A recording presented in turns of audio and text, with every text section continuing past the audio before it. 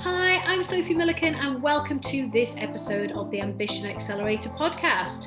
Today I'm chatting with Ayesha Nayyar, award-winning solicitor and businesswoman and presenter of BBC's Crime Are We Tough Enough, as well as the resident legal expert on Channel 4's Steph's Packed Lunch. Hello, so I'm here today with Ayesha Nayyar, who is a lawyer, businesswoman, entrepreneur, business owner, TV presenter, award winner, friend, all-round superstar. So I'm really excited to be interviewing you today for my new book, The Ambition Accelerator. Really excited to hear your stories and also your advice, because I know you've got some cool stuff to share. So welcome. Thank you. That was a great introduction, Sophie. Thank you so much for that. I tick all those boxes as well, as you said. Love it. Yes. So let's kick off with the classic question around, did you always know what you wanted to be when you grew up? No, I'm going to be honest, I didn't. I started off with some great A-level results, went on to university, and I chose law as a subject because, probably like a lot of my peer group, we watched too many legal dramas on the TV and we were attracted to the highs and the lows of that courtroom environment, and I personally love the glamour of it all. And so for me, in my head, being a lawyer was all about the highs, the lows, winning cases, having this team around you, and then getting dressed up to go to work as well.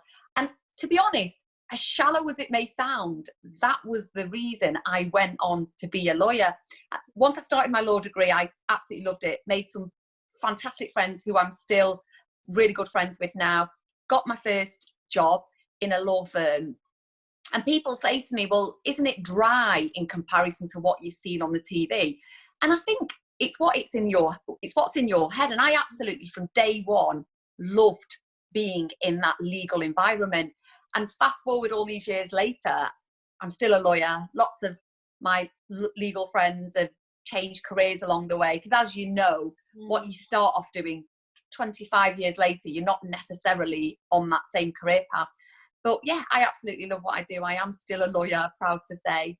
And I'm so glad I almost fell into it at an early stage, but then carried it on. Yeah, but it's really interesting because you have diversified into having like a few other interests as well, sort of with the, you know, the TV work and all your media stuff that you're doing lately. So that's been interesting, I guess, to kind of broaden your horizons in that sense. It has. I mean, I'm not just a lawyer anymore. I have my own law firm. So I'm a director, I'm an entrepreneur, I'm a businesswoman. I have forged a very successful media career on the back of being a lawyer as well. So I have presented on TV. I'm a regular on various radio programs. I'm a guest speaker I've been on lots of different daytime programs as a guest speaker. I've handled some high profile cases on the back of that. I've done a lot of public speaking.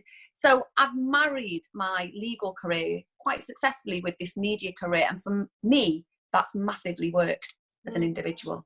And how has that helped you with your business? Has it brought new clients to you? Does it translate into sales, or is it just something that you're doing because you enjoy doing it?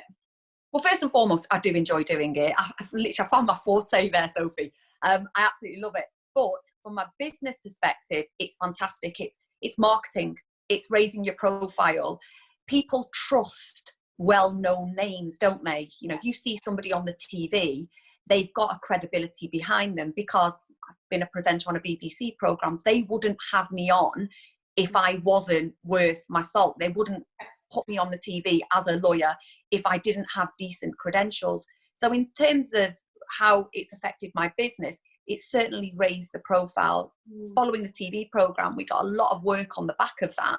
And as soon as we said, and it's a unique selling point as well, isn't it? And when I take off my lawyer hat and I put on my businesswoman hat, it's a great, unique selling point to say, I'm a lawyer and I'm on the TV, because there's not many of us that do that. Yeah, I love that. And I think particularly with a sector like law, actually, how do you stand out from your competitors? And it does give you that something that's a bit different. And actually, knowing how well you've done on the awards circuit over the last year in particular, I think having that angle added to it has probably made you stand out from loads of other finalists, which is why you've won everything that you've gone for. I did have a bit of a clean sweep last year. But I will say this, I mean, people perceive lawyers to be these dry individuals. And whenever I meet marketing companies or media companies, they always say, I saw you and I saw your name as a lawyer to interview. And, you know, I was expecting this really dry, drab woman to interview, and then they suddenly see me and I'm all singing, all dancing. So I think, again, if I could give any advice to any lawyers thinking of starting their careers, or you know, that there's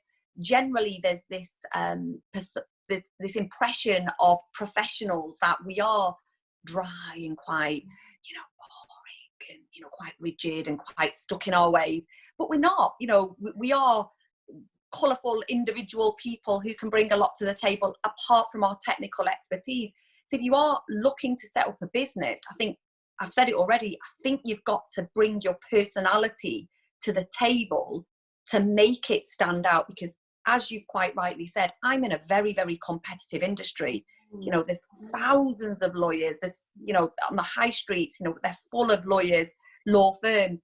What would make me stand out? And you've got to have a USP. So for me, for my brand, it was for Nayyar solicitors, it was creating a brand. And that brand, it was a business concept that we decided to do, was to build the brand around an individual, which was Ayesha Nayyar. So it was literally putting myself out there to say, here I am, I'm a lawyer, I'm an individual, you know, I'm friendly, I'm passionate, I'll provide you with a lot of support in your case. I can do all of those things that you want a lawyer to do technically, but as an individual, I'll hold your hand and I'll guide you, and I'm very personal as well along the way. Yeah. Let me just ask you a question about putting yourself out there, because when you put yourself out there, particularly as a brand, and you starting to get interest from various areas, and your profile starting to rise, have you experienced, obviously you've experienced some really positive things from that in terms of interest and sales for the business, but have you experienced any negativity with that at all? Is anyone giving you a hard time, or, you know, has anything bad happened as a result of putting yourself out there? No, I don't think it has. I think for me, it's worked. But it's very important that that image that you put out, one, is true to you. Yeah. So you're never going to have anyone saying, well, that's not really Ayesha Nayyar, you know, that's all a fake, you know. Yeah. What you see is what I am. Yeah. So I think it's really important that you put the true image out there. But it is a big responsibility when your name's on the door and you're putting yourself out there.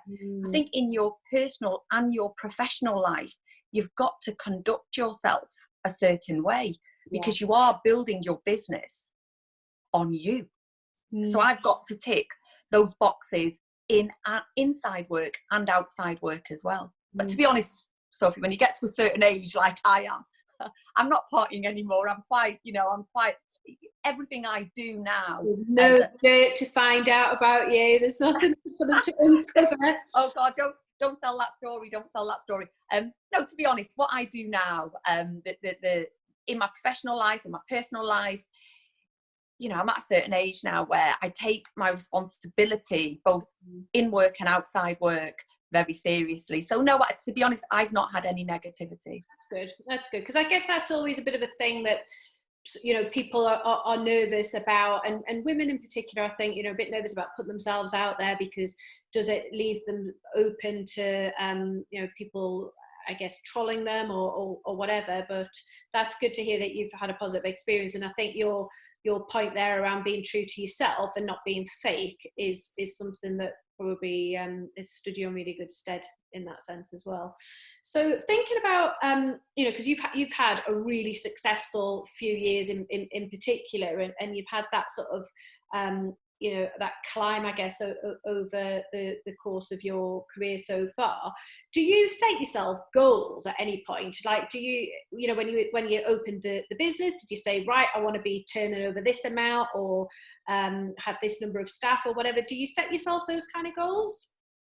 I do set myself goals. At the start of every year, I sit down and I look at what do I want to achieve this year. So there was a turnover, there was a staff count, there was an efficiency, there was opening a new office, there was I want to win awards. And every year the goal stays static, because you always want to increase your turnover year on year. You want to grow as a business year on year. The awards. The first year I won an award, I was like, wow, actually, this is a big deal. And the next year I want to win more, and then I won more. And so, yeah, absolutely, I set myself goals. I think you've got to. And the analogy I give to my team is, if you don't know where you're going, you might get there, but you won't necessarily get there the quickest and the fastest way, fastest way that you can. You open your front door and you wander out and you don't know where you're going. You might end up somewhere beautiful, but it'll take you a long time and it's a windy road, but you might not. And so what you want to do is you want to open the door and know exactly where you're going and get there as quick as you can. And you've got to have a map to do that, don't you? You've got to have a plan. Definitely. I mean, I definitely agree with that. And I think if you don't measure things, it's hard to be as productive and to achieve as much. So when you've smashed your goals, do you stop and celebrate? I do always stop and celebrate, but as you know, as a working woman and mum and all the other things I do, you don't have a very long celebration, do you? Because the next day it's back to business as usual.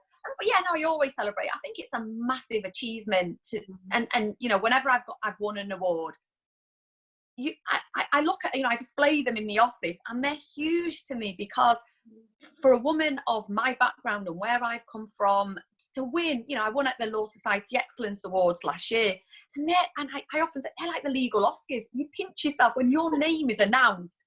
Yeah, you're like, wow, they just said me, and you're walking up, and it's a long walk to the front, and all these thoughts are going round your head, and you're like, don't trip up. Don't trip up is definitely one of them. Yeah, don't trip up is definitely one of them. But it's almost surreal to be walking up those steps and picking up that award. And even now, when I look at, literally at work now, we've got a trophy cabinet that we call it. I look at that and it, I'm incredibly proud of the success I've had. And I think it's really important as women, we do sit back and think, actually, I've done really well, and I need to celebrate, because we don't always do it, because we just get home and load. People say to me, how do you keep your feet on the ground? And I say, well, I just come home and load the dishwasher at the end of it. Literally. That's so funny you say that. I remember last year there was like I guess award season for us. It tends to be sort of September through to almost Christmas, and when I won my first award in September, it was so exciting, and I was so like buzzing, and it was quite local, so it was in Newcastle.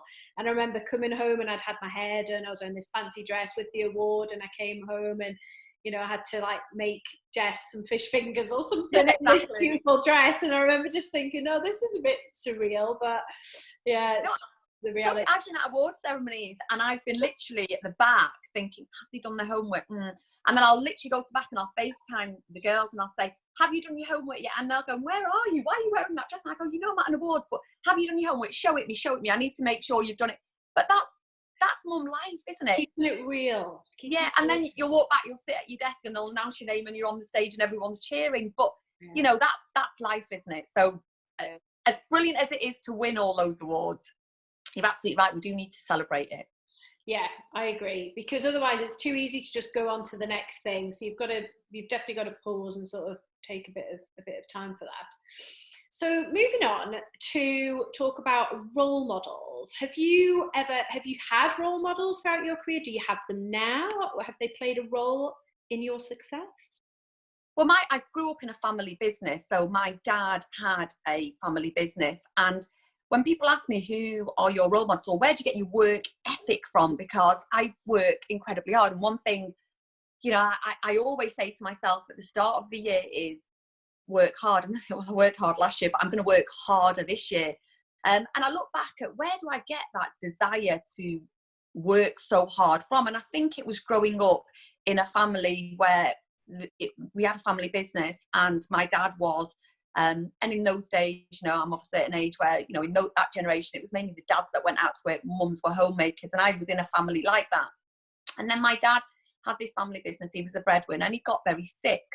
And his kidney started failing, and you know, as a family, looking back, it was a really difficult time because our only source of income, there was a threat to it coming in. And, you know, we were a family that had never, ever, you know, had anything other than an income coming in. You know, we would work, we were a family, but we were a working class family, but my dad was this really hard worker. And he got really, really sick, and then he started spending a lot of time in hospital, and he went on dialysis. Now, dialysis now, you know, 30 years later, 25 years later, is a different concept altogether. It's done very quickly. But he would go into hospital 3 nights a week, and I remember he'd go at 7 in the morning, and he'd come back at 7 in the morning. He'd go at 7 at night, come back 7 in the morning, and he'd drive straight to work, and he'd do a day's work. And I look back, and he did that for years until he got a kidney transplant. And that work ethic of, the business is there and it's got to run, and I need to go to work because I need to earn money to put food on the table for my wife and my children. And then my mum slowly, as my dad deteriorated and started spending more and more time in hospital, my mum then joined the family business with him. So very quickly, she went from being a homemaker to working with him. And together, even though looking back at those years, he was very, very sick, failure of that business was not an option because we, as a family, you know, they had young kids, they just had to get on with it. And I look back and I think, who were my role models? There was a very, very sick man who failure of his business was not an option. And I often say, failure of it's not an option for me. It's not ever in my agenda. You know, I will do whatever I can to keep my head afloat in this business, and I always have done. So when I look back at that time, there was my dad very, very sick, but getting on with it because he had to. There was my mum who literally adapted very, very quickly to a changing circumstance in her life, picked up those business skills, rolled the sleeves up, and I do it all the time now, and they just got on with it. And, you know, and then it went on to flourish again. So for me, role models for me, I think that was a very strong early influence I had in my life, that things aren't always good in business, are they? You know, there are ups and downs, and nothing is guaranteed. Yeah. And I often say, you know, my mantra, you know, is make hay while the sun shines. It really is make hay while the sun shines. I say to myself all the time when I'm getting up at 5 in the morning or I'm going to bed at like 2 in the morning, make hay while the sun shines. Because I always look back at that time, and as you know, and we all know, nothing is guaranteed in business, is it? You can have a good few years, and something as crazy as this pandemic can come into the mix, and all of your plans go out the window. So I think it's really important that we do have positive role models. Yep. And that was they were very strong early role models for me. And if times are ever bad for me, or I'm tired and I'm feeling sorry for myself, I'm like, come on, Ayesha. Yeah. All your socks up, you know, let's get on with it. So I think it is important to have role models. My role models are always, I don't need to have, you know, big successful role models. It could be just, you know, my friend who's working full time and has got children and managing it all, or it could be somebody very successful on the TV, you know, who's very entrepreneurial. And I think it's important to have role models in your life. Yeah, I agree. And I think it's pulling out those key attributes, I guess, from each of them. It's really interesting hearing you give that example, you know, of the family business when you were younger, because a lot of what you were saying there leads back to that whole work ethic piece and that thing around working hard. And I've been thinking about this quite a lot lately around how, you know, if you work really, really hard at something, you know, is that enough to stop something from failing in terms of a business or a career? And I actually think that is the bulk of it. I mean, clearly there are some circumstances that are always out of your control, and I guess the pandemic that we're currently experiencing is clearly one of those. But I think even with business friends that I've got where they've been in a business, one's coming to mind right now who had a very successful business doing affiliate marketing, and she was turning over like really good money. This is a few years back now. And there was some law change around being able to do affiliate marketing, and the bottom just dropped out of the market. And I was in a mastermind group with her actually, and she was doing dead well. She was like the star of the group, turnover, like ridiculous money with this business. And then came to us one month with a problem saying, I'm now not allowed to operate in the same way because of the rules have changed around it. And she ended up buying an online clothing business instead, which was completely different to what she'd been doing.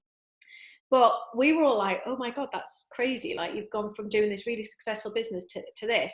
But actually, she's made a real massive success of that, despite having no experience of it, no knowledge of it. She's always had, she's dead trendy. So she's clearly got a bit of a passion. And she's done dead well with it. And I just think, wow. And she works really hard. And I think there's something around working really hard and putting your mind to something, knowing maybe when to give up on something, which is kind of being adaptable as well, and changing changing where you channel that hard work. I mean, what you said is absolutely spot on. So for me, I've always worked hard. I've worked hard when I was an employee. I've worked hard. People now look at me and think, well, you're the boss, so you would work hard, you would do long days. But I've always done long days, even as an employee. I remember my very first job, I was earning just under £7,000, and I was the first in and last out. And when I was a trainee solicitor, I worked weekends regularly. I took piles and piles of work home. I was in every Sunday with them, and the managing partner was in, and I was in. You know, the man at the top and the man at the woman at the bottom, the girl at the bottom. Then, and the two of us were in. And one thing I've always, and advice that my dad gave me, I remember the first day when I started my first job, and they were incredibly proud of me, my parents, because I was the first professional of their children to actually go into, and going into a law firm in those days, we were a very working class family. It was a massive achievement. I remember the first piece of advice my dad gave me that sticks with me to this day. He said, work harder than anybody else in that office and you will do well. And he's absolutely right. And I often say that to my young team. You've got to work harder than anybody else out here. If you want to shine, you've got to be the hardest worker out there. You've just got to put the hours in. And even now, when I look around, I am probably the hardest working person I know.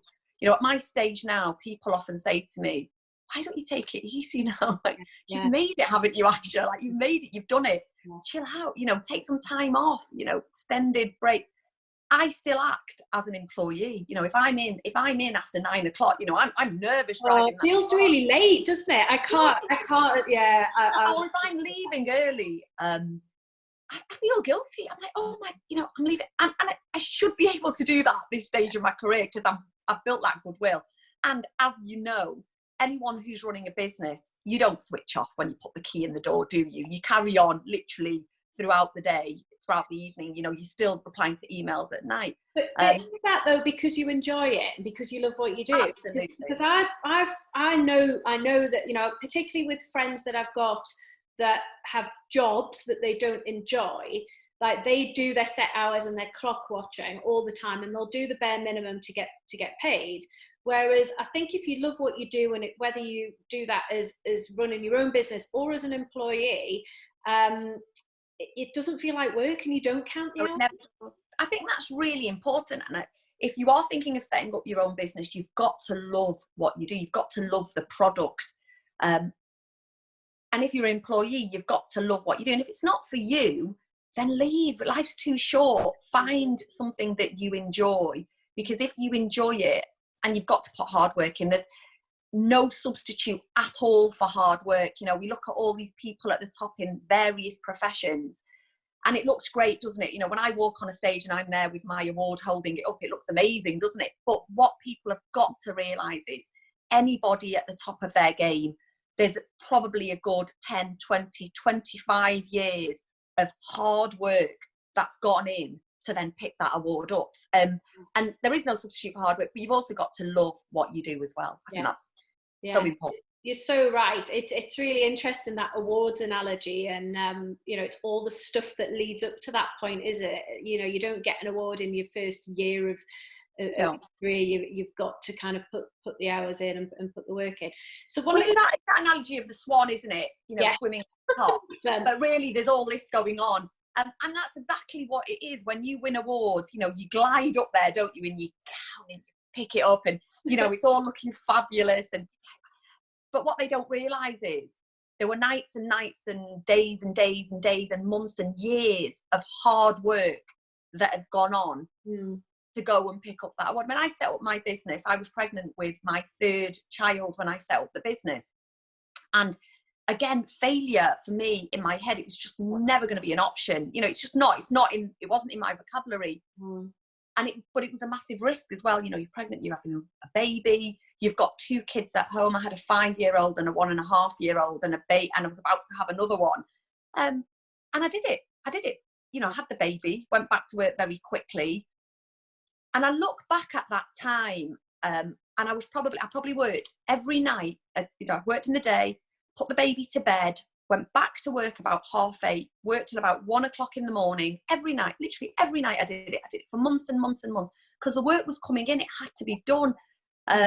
Drive home, I'd feed the baby, crawl into bed, you know, have a little cry to myself, because I was just physically and mentally exhausted. Get up the next morning, feed the baby, do a bit of work, drive to work, do a few hours, come back, go back to work at 8. And it was literally, I was just this little, literally on this round and round and round. But I look back at that time, and I'll be honest, and I can look back at it now, and there were times where I'd be driving back to work and I'd cry on the way I was just exhausted, or I'd cry on the way I was just exhausted. But the good news is that time built the business. It set me up for the stage I'm at now. So when I go up now onto a stage and I pick up an award, or I'm on the TV and it all looks fabulous, there was that time where, you know, you look back sometimes at times in your career and you think, how did I do that? How did I get the strength to do that? But I look back at that time and it was a really difficult time. So as glamorous and as fabulous as it looks now, I gave up a lot at the start, and they were years of, you know, even when you've got a young baby anyway, it's hard work, isn't it? It was sheer exhaustion. I remember one day, honestly, waking up and looking in the mirror, and I was like, oh my God, look at those wrinkles, look at those greys. And my husband was sat next to me, and I said to him, have I got wrinkles at the side of my eyes? And he was like, oh yeah, they came about 3 months ago, I just didn't want to tell you. I was like, oh, thanks. Yeah, thanks. But that literally was that period when I look back of just, you know, solid, hard graft. But the good news is that for me, it paid off. And it's interesting that you say, does it always pay off? I truly believe that if you put the hard work in, and everyone's definition as well, let's remember this, hard work is different as well, right? Let's be honest. Agreed. Yeah, let's, you know, I've got friends who say, I worked really hard today. And I'm like, you did 2 hours of work. So everyone's definition. We've all got friends like that. Yeah, everyone's got friends like that. I want to be them. I want that life. I'd be bored. Couldn't do it. Or you'll have employees or staff. You know, for some people, just being in work 9 to 5 is hard work, isn't it? Or, you know, if they've done, you know, a month without having a day off, that's hard work. You know, everyone's definition of hard work is different, and each to their own. Yeah. Because not everybody wants the crazy mad lifestyle that we've got as well, don't they? And we've got to respect that as well. Absolutely. We've got to respect that not everyone wants to walk in my shoes.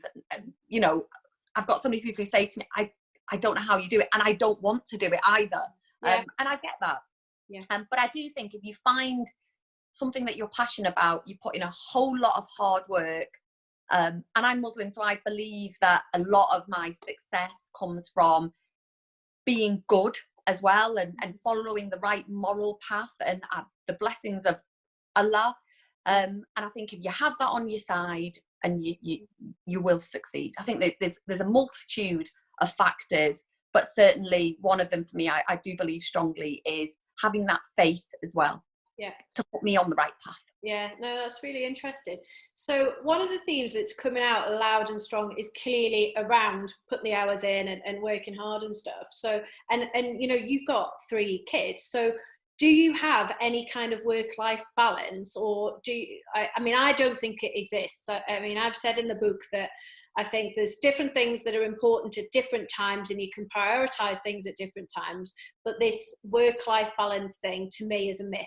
I don't think it does exist. What do you think? I'm going to have to tend to agree with you there. I think it's your definition, isn't it, of what is a work-life balance. So for me as a working mum, I've got 3 kids. If I want to be at every single drop-off and every single pick-up at school and every single assembly and be there every night for 3 hours to do homework with all of them, etc., etc., that's not going to happen, is it? That I can't do that with what I'm trying to achieve. And that's just accepting in your mind that that is not possible. So for me, for my work, it's your definition of work-life balance. I think as an entrepreneur, you never switch off. I was an employee for many years. I was a partner in a big law firm, and I used to think I worked hard. I thought, I'm a partner, yeah, I work hard.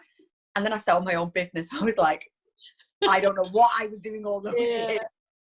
I have now arrived in the working hard category. I used to be able to put my key in the door or, pull up in the drive, and that was it then. I was home, end of. Whereas now it's ongoing, isn't it? That work-life balance is difficult. And it's difficult also because of technology. We've got to accept that plays a massive factor, whether you're an employer or an employee. You're constantly checking your emails, etc. It's very hard to switch off. But is there a work-life balance? I think you've just got to accept that it's a juggling act and you're juggling many balls at the same time. And, some days you win at it and other days you think, well, I'll try harder tomorrow. But, I've got 3 children who are incredibly proud of their mum and the success that she's had. And, if I'm getting dressed up, they'll say to me, are you going to win an award? I'm like, no, I'm going for dinner.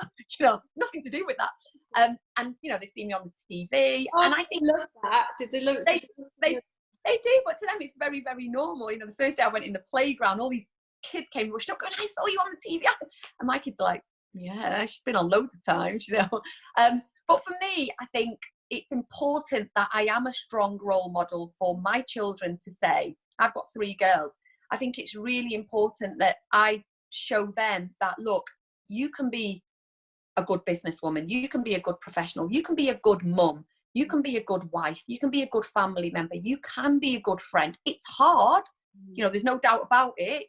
It's hard on you to do it, but it is possible as well. You can tick all of those boxes. I think key is prioritizing as well what's important. Then, and I often sit and I say to my kids, right, do you want mummy to attend? Do you want me to come? And you'll be surprised. Some of the times say, I'm not bothered. And then I think, well, okay, they're not bothered. And then other times say, oh no, please, can you come? And I will move mountains then to make sure I'm at that event that they want me there for. Or if it's a particular drop-off that they want me there for, I will do everything I can in my power to make sure I'm there. But sometimes one thing I have realised is, for me, my children, I can't speak for everyone because everyone's children are different, everyone's relationships are different. For me, for my children, then they're actually accepting of the fact that I can't do everything, and they respect that. That's good. Because you said that obviously, the time commitment to work has changed since you set up your own business. Have you had any feedback from the kids or from your husband at any point, that you're too into work and that you need to pull back a bit, or have they all just accepted how things are? No, I think they've accepted it. None of them has said it's too much. I always say this. I think children generally are inherently selfish. They just want their own boxes ticked. When they're a certain age, they just want in fact, I've got a teenager. As long as her boxes get ticked in life, she doesn't really care about the rest. And I think as long as I'm there for them, I don't think it's massively affected them. So it's just prioritising and realising what's important to them. But I think they respect the fact that I'm their mum and I've been out to work and I couldn't pick them up from school, but we've done something fun on a Saturday. And so it's just getting that balance right. Do you find that when you do have that time at the weekends, because I'm really, I try as much as possible to try and protect weekends now, and I make sure that, we go and do something really fun at the weekend, and I'm really, really protective of that time. And, pre-COVID times, I used to finish work earlier on a Friday so that I could pick my daughter up from school. Like, that's one day a week where she's not in after school club.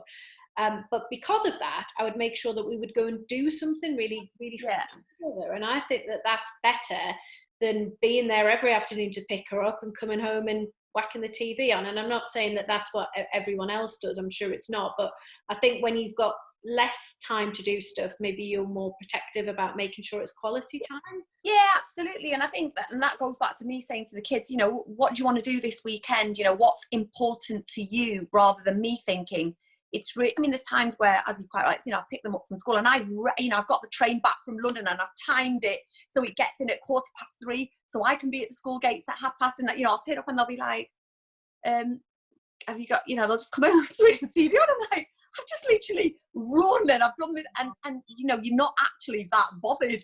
So I think it's just about prioritizing for the kids, you know, what's important to you, what do they want to do, what can mummy do for you, you know, how does it work? And to be honest, I think your successes as well, we celebrate as a family.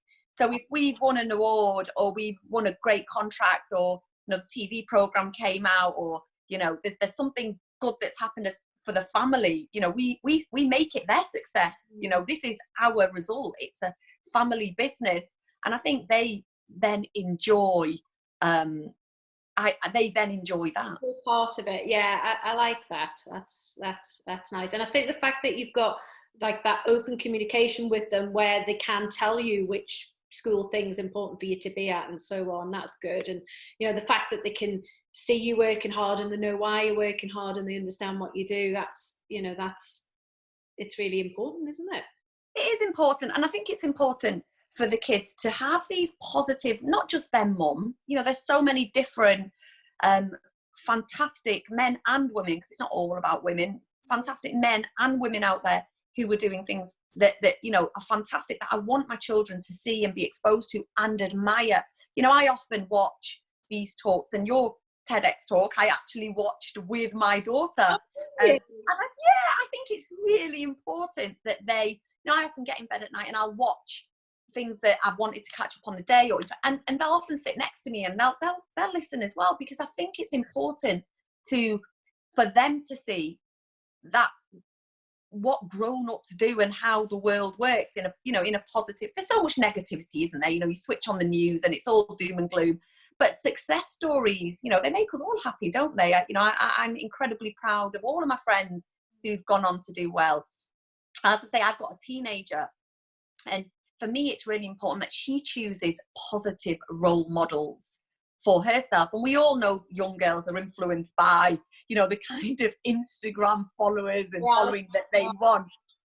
You know, and I do a lot of talks at schools as well. And I always say to the kids there, you know, it's fine to have all these, you know, followers and Instagram influencers and whatever you're choosing, but please also choose some real role models that you want to aspire to be like. Who are actually, you know, have got some substance behind the social media profile that they've got. And they all look at me like, really? And I'm like, yeah, you know, because that you need to inspire to have some real, it's fine to have all these influencers, your role models, you know, I can't pull my children, my daughter away from that. But at the same time, try and aspire to other more positive, not more positive because they're equally positive, but more a diverse range of role models that you aspire to want to be. I think that's good advice. So I haven't actually known you that long. I was thinking about this morning. We only met last year, but really hit it off. And one of my first impression of you was that you were like super confident, dead interesting, like loads of really, really positive stuff. And clearly you've really progressed with your business, with your career, and you've got loads of irons in the fire with loads of things. I think you're dead cool. But do you ever, or have you ever suffered from imposter syndrome along the way, or even now? Definitely. I don't think there's anybody who successful who at some stage hasn't suffered from imposter syndrome and still gets snippets of it now. Yeah, of course I have. I know I'm sat down now, but I'm quite a small, petite woman.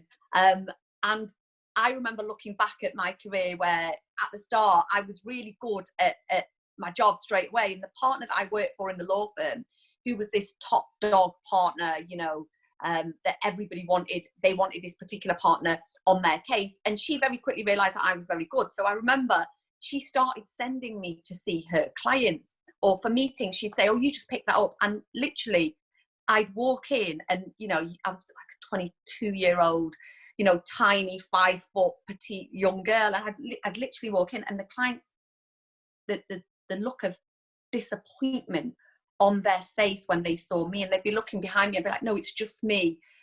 And I looked about 15, and, you know, literally, and that experience, literally, I went through a good few years of it, where the disappointment of clients wanting the top dog. Actually, she totally believed in me, so she sent me. But that disappointment of, who's this imposter that's literally turned up? And at that stage, I probably was, you know, there was a massive imposter syndrome going on. But I very quickly learned that you can channel that imposter syndrome, put it away. If you can deliver, if you've got the ability, if you've got the technique, preparation is absolutely key to overcoming imposter syndrome in any circumstance. And I remember having years of that, of being able to walk into a room and that look of, I didn't want you, and being able to, you know, and by the end of the meeting, having won that client over, that next time they actually said, well, can Ayesha come instead? I'm quite happy. Do you want to just send Ayesha? So I had years and years of doing that. And I think that stood me in really good stead for that imposter syndrome kind of, oh, I'm going into somewhere and I'm not who what they think it's going to be. Yeah, everyone gets it. Preparation is key. I have to admit though, when I thought about this when you just asked me, I don't get it very much anymore.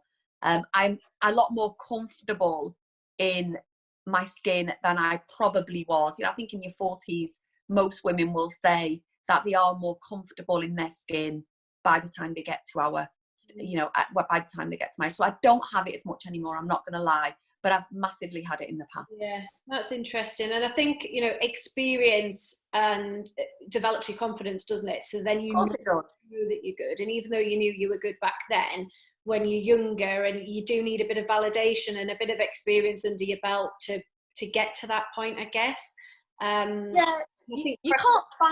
You can't buy experience, can you? And when you get to my age, I've been in pretty much every scenario. I've not had a career break. I've worked non-stop. You know, my professional and my personal life experiences have stood me in good stead to now be able to adapt to pretty much any circumstance when it's thrown at me. But I will also only put myself in situations that I know that I'm comfortable with and I know I can deal with. So, you know, I wouldn't put myself out there to do something that I can't do. Obviously, there's everything that within a certain boundary. But now I'm at the stage now where I know what I can do. I know what I can do good. I know what I can do okay. But then if it's something out of my remit, I'm wise enough now to say that's not my area. So, you know, it's not for me. Yeah, and I guess it is knowing when to say no, because I think when you are progressing and you want to progress your career, you're ambitious, and you're taught, I guess, to say yes to everything. Yeah, you are. Yeah, actually, I do agree with that, but then it does also then get to a point where you are more comfortable and confident and competent in everything that you do, and then it's almost the reverse, and actually you need to learn to start saying no or to point someone in a different direction. So. Yeah, interesting. Very interesting. Yeah. So we've talked about quite a bit, which is great. So let's wrap up with you sharing what would be your one key piece of advice that you would want to pass on to younger women who are just sort of starting out on their career path. I think it's got to be something we've covered throughout, which is work hard. I think there is no substitute for hard work in your career, and surround yourself with other like-minded, hard-working, ambitious people, because you are very much influenced by the company that you keep. You know, when we were at school, you know, your parents always wanted you to hang out with the hard-working group of girls rather than the dossers. And that, I think, is the same in your work life as well. You know, if you can become a group of hard-working individuals, whether that's as employees or whether that's, you know, if you're business owners, it's just surrounding yourself with people who've got the right work ethic to work hard and really just, and then you can encourage each other. You've got a network, haven't you, of like-minded, hard-working people who will go on to inspire you. So I think, yeah, there's probably two things really: work hard and surround yourself with good, like-minded people. Mm-hmm. I really like both of those. I mean, clearly working hard to come out as a theme during our conversation, but that bit around like-minded people, I think that was a game changer for me a few years back, because I've always had quite a varied network of friends, and I've still got all of those friends. But I think if you're trying to specifically improve your career and your performance, whether it be business or within a corporate or whatever, who you surround yourself with is very important. Because if you've got the mates that are the good time friends that sort of want to drag you out for drinks after work or at the weekend or whatever, that's not going to be hugely helpful. It might be fun. And you need them as well. We need them as well. So any of my friends who watch this that are the good timers, don't drop me. I still want to hang out with you. But I think if you're specifically looking to progress within your career, you've got to have some like-minded folks around. Absolutely, yeah. Because they will encourage you and they'll motivate you. And as you said, they don't necessarily have to be in the industry that you work in. No. I always find that a lot of my inspiration comes from talking to other women like yourself and like the whole host of others, and like you have those conversations, whether it be a coffee or lunch or whatever, or a night out even, and you come away and you're like really fired up about stuff. And right. You might not necessarily be even spoken about workloads, it's just the energy, I think, that certain people definitely have. Yeah, definitely. And I think it is, as you've said, I think it's building that network of people. Look, we've all got friends and we've all got family. I'm not talking about them. They're there. You're always going to have the friends that you want to socialise, and you need those to switch off, don't you? Yeah. Because it'd be a very tough life if you were with these strong, high-powered people. And part them to one side. I'm talking about building a network of inspirational women and men, because it's not all about women and men who you can just bounce ideas off. They don't have to be in the same industry. They've just got to be go-getters as well. And, there'll be times where, I might ring you and say, I'm exhausted.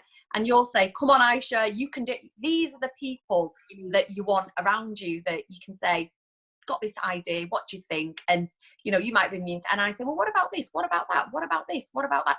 You need that network around you of like-minded people. And the world's a small place now, isn't it? We've got a Zoom chat going on now. It's like we sat together. So use all of the tools available to you to build that network as well. LinkedIn's great, isn't it? Absolutely. All the social media channel avenues are fantastic to build up your network. And it is all out there, isn't it, if you want it? Mm-hmm. Yep, absolutely. Well, thank you very much. Thank you. So nice to chat to you. So nice to see you. And you give great advice, which I obviously know. So I'm sure there's some absolute gems in there to go into the book, and also. Thank you. Yeah, good luck with the book, Sophie. I'm so proud of you. I know it's going to be a hit. Can't wait to buy it. Will you give me a signed copy? I hope that you enjoyed listening to this episode of the Ambition Accelerator as much as I enjoyed recording it. If this was your first experience of tuning in, go back and listen to previous episodes, as there are some brilliant ones. Please do go and check those out. Hope to catch you next time.